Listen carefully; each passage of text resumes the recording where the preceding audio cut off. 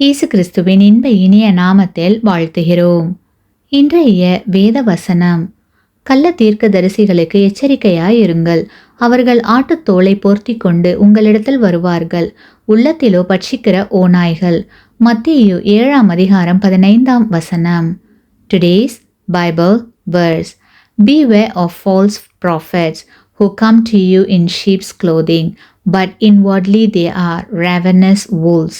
Matthew chapter 7:15. ஒரு கோடை காலம் அது. ஒரு வீட்டின் அருகில் இருந்த மரத்தில் உள்ள பறவைகள் திடீரென்று குழப்பமான ஓசை எழுப்பின. அங்கு உள்ளவர்களுக்கு ஒன்றும் புரியவில்லை.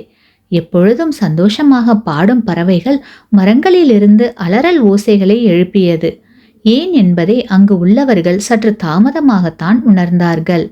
சூரியன் மறையும் போது ஒரு பெரிய பருந்து அந்த மரத்தின் உச்சியில் வந்து அமர்ந்தது. அதை உணர்ந்த அனைத்து பறவைகளும் பயத்தில் சிதறி தங்களுக்கு நேர்ந்த ஆபத்தில் இருந்து தப்பித்து பறந்து செல்லும் போது எச்சரிக்கை ஒலி எழுப்பின.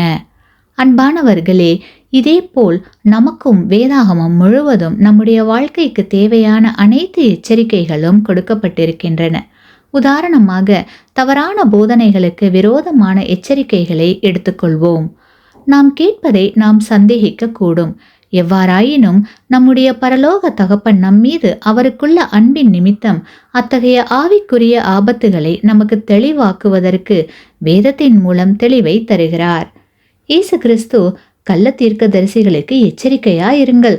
அவர்கள் ஆட்டுத்தோலை போர்த்து கொண்டு உங்களிடத்தில் வருவார்கள், உள்ளத்திலோ பட்சிக்கிற ஓநாய்கள் என்று எச்சரிக்கிறார்.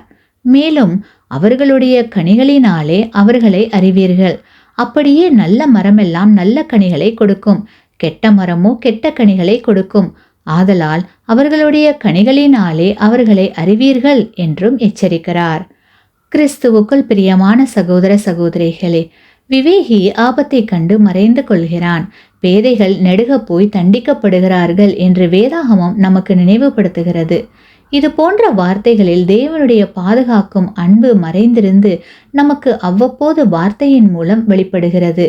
பிரியமானவர்களே, தங்களுக்கு மாம்ச ரீதியாக ஏற்பட போகிற ஆபத்தை குறித்து பறவைகள் ஒன்றையொன்று எச்சரித்தது போல ஆவிக்குரிய ஆபத்துகளிலிருந்து நம்மை எச்சரிக்கும் வேதத்தின் சத்தியங்களுக்கு நாம் செவி கொடுப்போமாக. ஆமேன்.